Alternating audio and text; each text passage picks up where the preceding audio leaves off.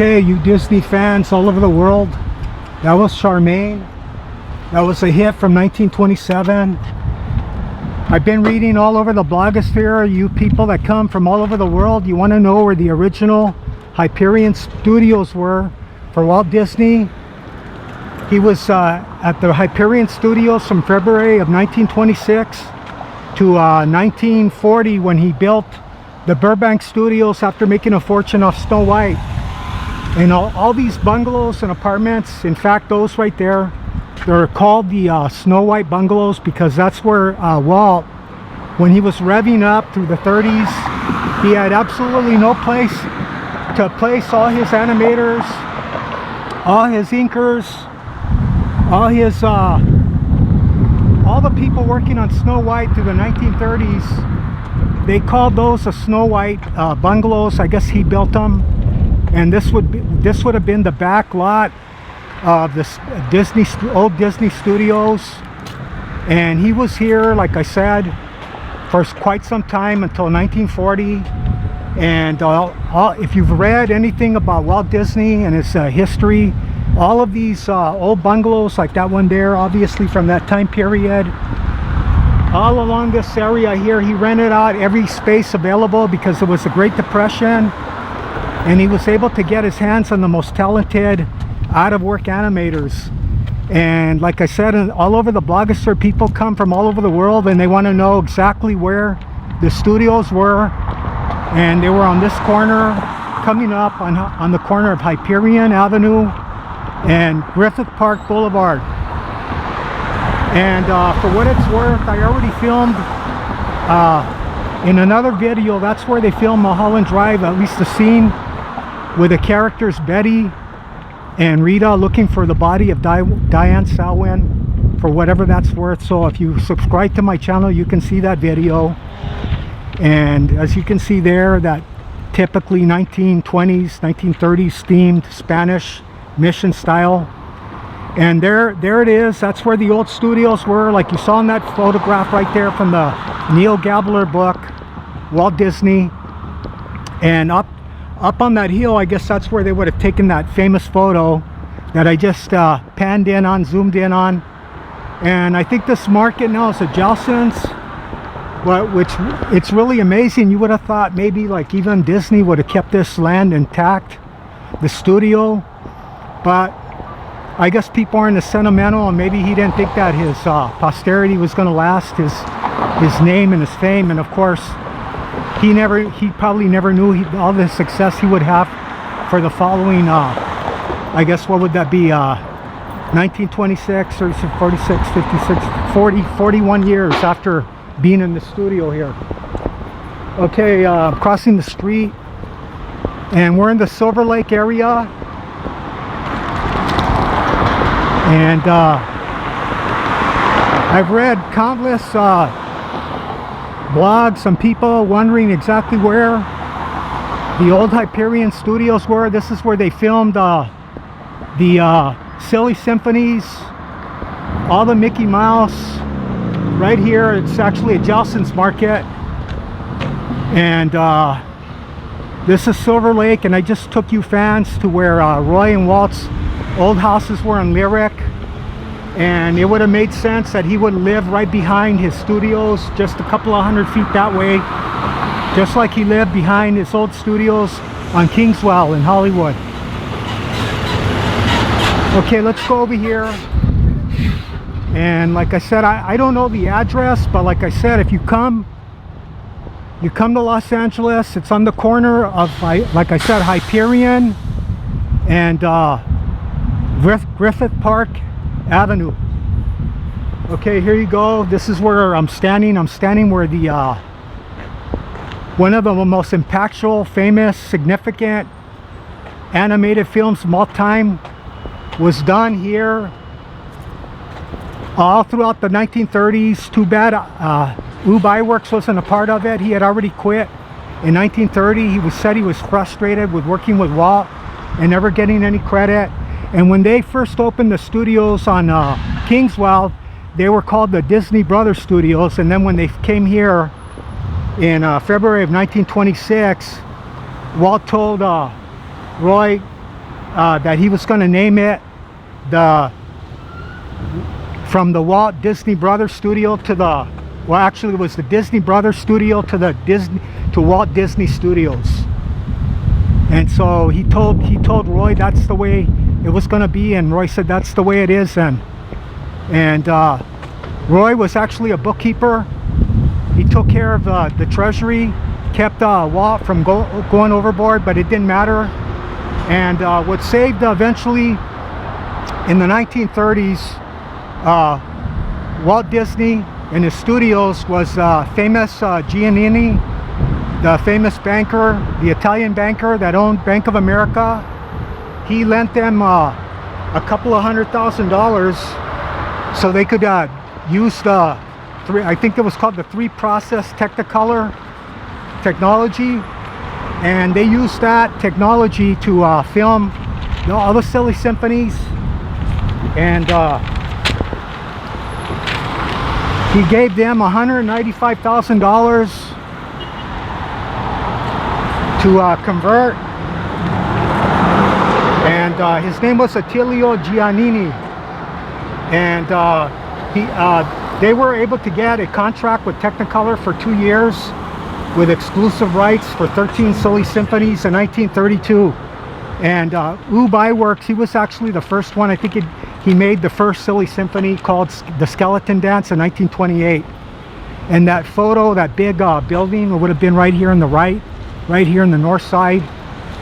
And here it is, and not even a plaque, not even a statue. What this place signifies, how it impacted the world. And like I said, in all those bungalows, all those old houses up there, all over this place, this is where Disney housed and found office space, animation space for all his animators. Hundreds of them working throughout the 1930s to give the world Snow White in 1938. And it made him so much money that he was able to build the most high-tech, streamlined, modern animation studios the world had ever seen. And too bad Beiwerks wasn't part of that. He had, like I said, he had already left out of frustration of being told what to do constantly and never getting credit. And he came back to Walt Disney, I think in the late 40s. I'll have to fact check that. But Mickey Mouse was still in black and white in 1932 when they started the silly symphonies in color. And the first color, Technicolor silly symphony was called Flowers and Trees. And I could just imagine what was, like I said, if these walls could talk, if we could somehow tap into the ether and download the vibrations. And one more significant thing that happened at these studios right here, there was a famous, very, very famous animation called The Three Little Pigs that had the most famous song of the 1930s, Who's Afraid of the Big Bad Wolf. And a lot of historians, a lot of psychologists, sociologists credit that song to ameliorating the anxiety over the depression that was in full force while Walt was here. And it was actually released May 27th, 1933, and it won an Academy Award, and it was the first cartoon with personality, and the song was a cultural phenomenon. It swept the nation. Everywhere you went at that time, people were whistling and humming Who's Afraid of the Big Bad Wolf. And a lot of people have, like, I guess, like psychologists that study Freudian analysis, they said that the pigs were the suffering workers and the wolf was economic adversity. Who knows? And that couplet, it was written by a guy named Ted Sears, and then the whistle was improvised by a guy named Pinto Colvig. And this studio is actually the studio where Walt put into practice his theory of personality animation, the plausible impossible. This is where they broke away from rubber hosing, and this is where the most realistic animation came out of. Up until that time, he was a trailblazer. Nobody had ever done such perfect animation like one sees in Snow White and the Seven Dwarfs. And okay, well, and another thing too, the for what it's worth, when this the Three Little Pigs was released in May of 1933, you got to remember that in March, Roosevelt, in order to kind of like stop the panic on Wall Street and the country, he closed the banks. I don't know if he did that for a day or a week, but then he made all the gold outlawed. And this was released a month after March 1933, after Roosevelt declared a bank holiday, and he had already taken office in February of that year. And all of Walt's animation experts, especially his top 9 men, he had them go to school to a place called the Chouinard Art Institute in LA. And in fact, if you're at all interested, I went there and I videotaped that and I uploaded it to my channel, so please subscribe. And that's where this guy named Donald Graham taught all his artists, or the top guys, to what Disney wanted: credible visual. I'll just quote: Disney wanted a credible visual field in order to forge an emotional bond with the audience. Hence his obsession with the new consideration of gravity or weight. Gravity and secondary actions are the response to things like hair and clothes, and leads to gravity. And there was a sign over a lot of the animators' desks at that time, and it said, "Does your drawing have weight, depth, and balance?" And if it wasn't for Donald Graham, we wouldn't have had Snow White and that fantastic animation that he was able to inculcate in those animators who went to the Chouinard Art Institute all throughout the 1930s. And Donald Graham showed them the effect of gravity on mass, how flesh and muscle move, theories of the old masters, modern art acting on the scientific principles of movement. And Disney's realism allowed him to create a wonderful world of the plausibly impossible. That was the term that Walt gave the type of personality realism that he wanted in his animation.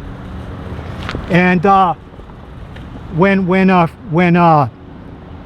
when Walt first started taking his animators to the Chouinard Art Institute on the weekends, he found out that one of the animators, Art Babbitt, was having his own private little art instruction at his house on the weekend, where a bunch of the guys would get together and they would draw young, beautiful, naked girls. And man, when Walt found out about that, because after they had been drawing all weekend, then they'd start drinking and really getting nutty and crazy and acting goofy. When Walt found out about it, he said, "Hey," he goes, "if it gets out to the press what you guys are up to, man, we're gonna all look like a bunch of dirty old men, so you better stop that, you know?" So what he did was he ended up hiring Donald Graham on his own to come to the studio, I guess every night. And I don't know when that, until I guess throughout the 1930s, he worked part-time for Walt in the sound stages here at Hyperion, teaching the Disney animators that plausible, impossible, that realism and personality animation. And one more thing about the Three Little Pigs, that was the first cartoon that was ever storyboarded. And let me quote what Walt told Art Babbitt. He said, "Suppose it got in the newspaper that a bunch of Disney artists were drawing naked women in a private home," he said, "it wouldn't sit very well," quote unquote.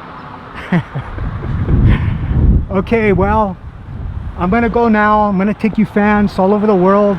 I'm gonna take you to his walking way home. And okay, well, we'll never forget. Walt and Roy, thank you for the wonderful images that you gave to the collective psyche all over the world.